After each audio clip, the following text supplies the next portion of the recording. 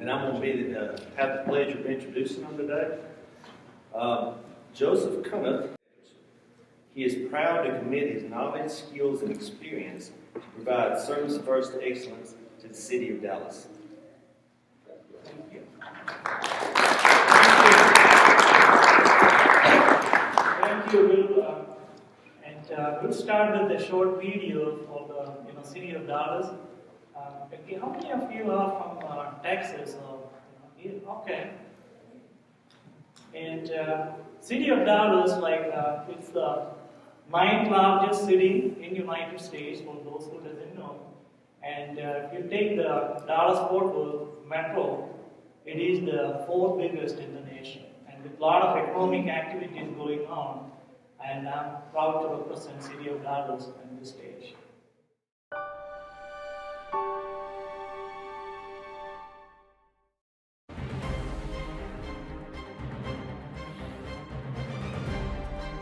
The Center for Performance Excellence, it is the innovation hub facilitating change for the city of Dallas.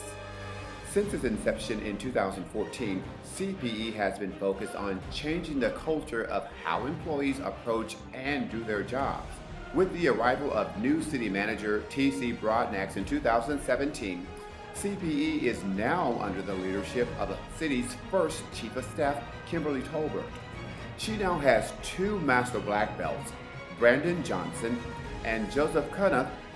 Through Lean Six Sigma, the Master Black Belts are training and mentoring employees' departmental projects. The City of Dallas offers 3 belt levels. The Blue Belt, which is equivalent to the industry's White Belt, Yellow Belt for just do it type projects, and Green Belt, a 4-month process with 80 hours of classroom training and one-on-one mentoring to complete a project. Throughout the fiscal year, CPE holds quarterly Green Belt report outs. It's designed to showcase how an employee-initiated project is either making a work process more efficient or how their implemented project is providing a cost savings to the city or accomplishes both goals. That's how Lean Six Sigma and the Center for Performance Excellence is not just a change agent for the city of Dallas, it is an innovation hub facilitating change.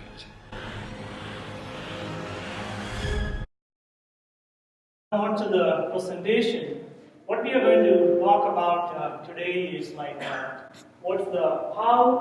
the Lean Six Sigma program was successfully implemented in the municipal environment. So we are going to talk a little bit about the history and the deployment, then the results, and last but not least, what lies ahead. So again, we are part of Center for Performance Excellence in City of Dallas, which is actually an innovation hub facilitating change.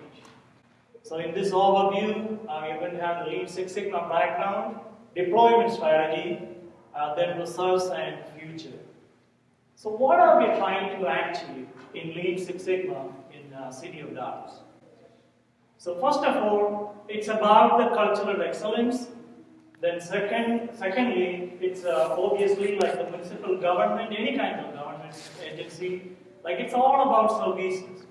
We do not manufacture anything, but we do provide services. So how do we achieve superior services? And that is the main goal of Lean Six Sigma in the city.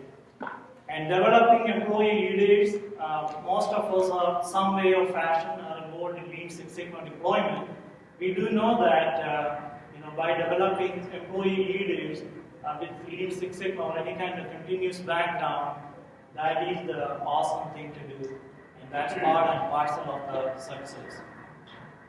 And last but not least, providing tangible and intangible results through project management. That's all about results. We all know that we need the results to sustain any kind of program. So on a background, we are still very young in terms of Lean Six Sigma. It's only about 2.5 years old. We haven't utilized any consultants in the city of Dallas for Lean Six Sigma. We hired 1 Master Black Belt and 2 Black Belts, myself and my colleague. And he's somewhere here, Brandon. And we also have Black Belts embedded in key departments like Dallas Water Utilities, Tony Ryder, ECA, representing Water Department. Also, we have a couple of other blacklists, one in Dallas Fire and Rescue and another department. So these are mostly about internal promotions. So the deployment strategy, like for me, when I talk about or when I think about Lean Six Sigma or any continuous improvement program, I will say like there are three things required. One is opportunity for improvement. Secondly, we need to have a motivation. We need to have how to motivate people. And motivating government employees is a big challenge. But that is the key for any kind of, again, the continuous improvement, the process improvement to be successful in this environment. And third thing is building knowledge. Because without the knowledge, these two things can fail. You need to have a knowledgeable workforce. That's where the training programs comes into play. So we have a very good training program. And the fourth thing is, that is the big thing for me, it's all about empowerment.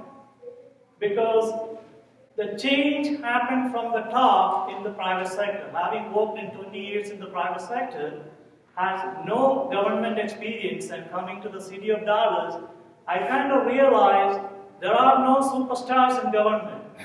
It has to happen from the bottom. So empowering employees and how you can do it is the recipe for success.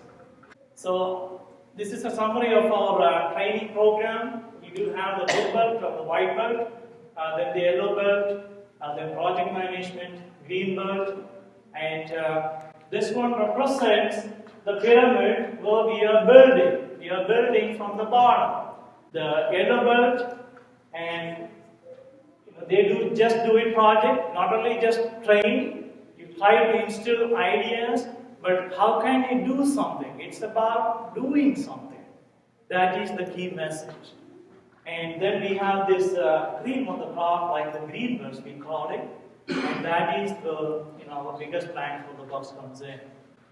So I can proudly say, like with about 14,000 employees in city of Dallas, with 1.3 million population, we trained about 6.5% of all employee workforce in less than two and a half year time.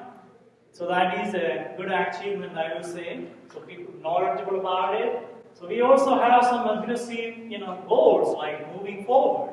We do have 2 waves of green belts every year. So our goal is to achieve like about 50 green belts. And 50 green belts represents about 50 projects. So that is the key. That is like 50 improvement projects coming from the workforce. So our green belt program is like 80 hours of training spread out in 4 months, where they also take a green belt project. And most recently, we started implementing like, okay, instead of using the catapult, like a lot of you are familiar with it, right? So we did use the catapult as a training method in the beginning, but we kind of thought like, it doesn't really fit very well with the municipal environment because we don't manufacture things. So we changed to taking actual projects from the employees. So that's what we have going on right now. We take about 3 to 4 classroom kind of projects, and we try to not only just with the training and moving along with these projects and providing some team building skills, leadership skills, so forth. So now, all this deployment, like, how do we identify projects?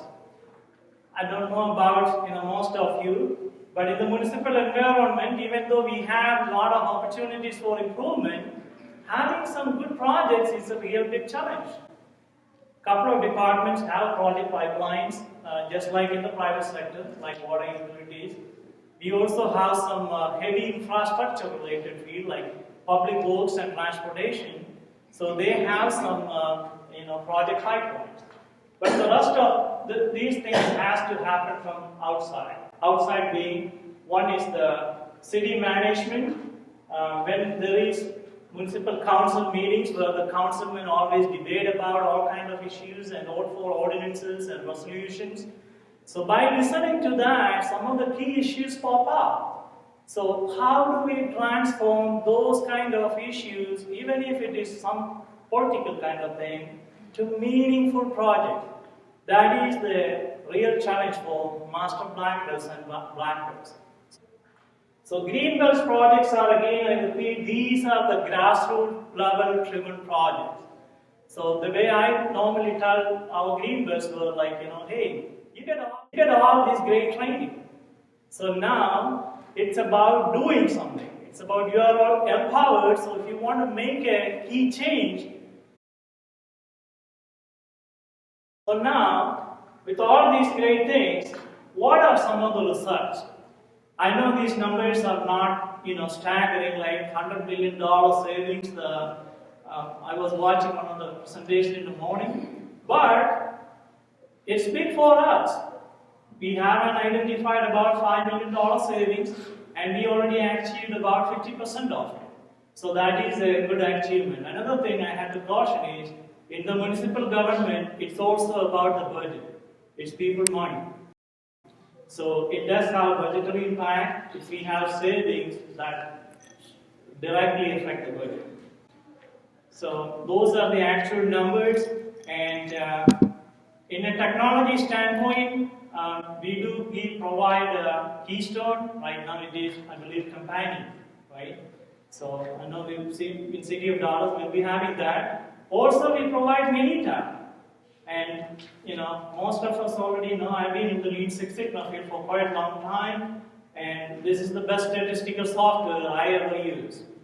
So kudos to them. So we do provide people not only the software, we provide the training so they can utilize it.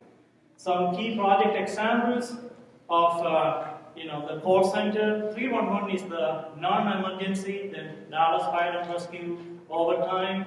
The last one is one of my favorite.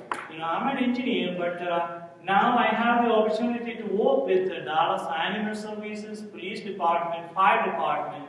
So I never had this much human interaction in all my life. so that is, when you have working on that kind of environment after 20 years, it's very rewarding to me mentally. So I'm motivated myself. So this is, I'm not going deep on the project, but we utilize the process mapping, identifying constraints, and utilizing the police force knowledge as well as the civil service, how do we take care of this issue. The issue was, it was taking about 6 months, I believe 178 days to hire a 911 call center operator. So the two key solutions were already being implemented. Again, the key is not to provide the recommendations. How can you make it acceptable and implement it? And it is not, so these solutions, some of those are already being implemented, so and they are having some very good effect and results on it.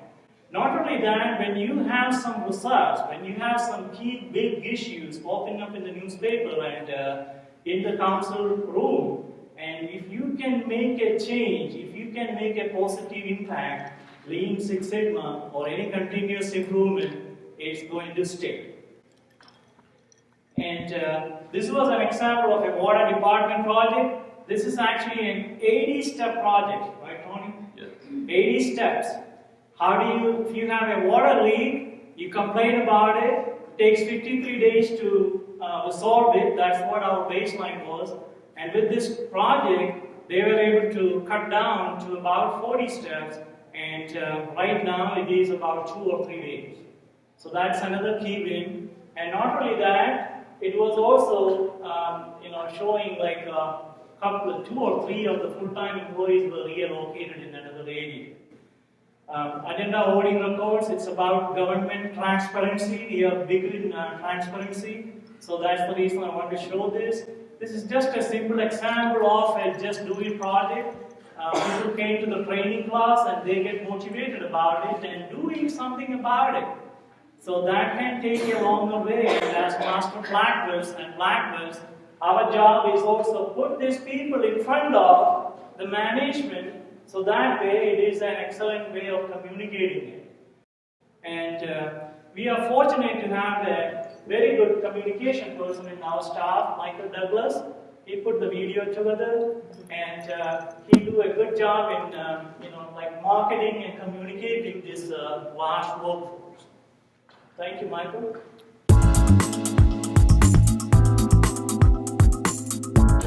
My project is to reduce excess inventory, mainly through eliminating duplicate stock items. The class taught me how to roll it out to my team in a soft fashion. From a hard saving standpoint, I think we're going to be able to make a great impact just because we're carrying items in our current inventory, double the amount that we need. The project essentially took the physical hard copies, digitized everything, put everything on a computer, made it available to all of the instructors, coordinators, anybody who might need it in an easily accessible form. And just analyzing the cost of the meter refurbishing process without having to do anything else, we saved $141,000. We figured out it costs more money to refurbish a particular size meter than it did just to purchase a new one. My project was to make the warehouse run more efficient and safer. So that we did a lot in 3 months. And you could turn around and see the whole warehouse. It's been effective. To pull an order now, compared to before, it was more like 20 minutes. But now it's 7 minutes because we know where everything is. Greenbelt it's a wonderful thing. So that was some of the examples of some of the projects. Again, the key is like communicating it, advertising it, and it's not just advertisement, these are real things. So people see it. When somebody walk on a floor, like it was a mess in the beginning, and now it is totally different without any kind of big management involvement, or somebody is walking with a big stick or something like that. It doesn't happen that way. These employees have to be motivated enough to do these things. And I always talk about peer pressure. Hey, if one area is good, if my desk or my work area or my shop floor is great, then it is the peer pressure. It works very well in fiber simple workplace organization. So what lies ahead is we have like 6 strategic priorities areas identified, like public safety. Believe it or not, about 50-60% of all of our budget goes to the police and fire. So there are a lot of opportunities, but it also has its own culture. So infiltrating them with Lean Six Sigma and making some things happen. It's all about implementation. So that's the only way it can be successful. The second is the infrastructure area. The third is the quality of life. The fourth one is, we call it like human and social needs. Then economic and neighborhood vitality. Toyota is already in the DFW Metroplex in Plano. And we hope like Amazon can come too, we don't know. But it's an economic, vibrant city. Last but not least is the government performance and financial management. Our city manager, TC, used to say, it's all about building public trust. So that's what, our real aim is also through Lean Six Sigma. It's not only just for financial savings, it's about building public trust. How do we do that? And we call it like, the only product which we have is service. And we do it through innovation, we do it through efficiency and process improvement. I want to conclude my presentation with one thought. First, they ignore you. This is about when you start making change. We are all change agents, right? So first they ignore you, then they laugh at you, then they fight you, then you realize you win. Thank you.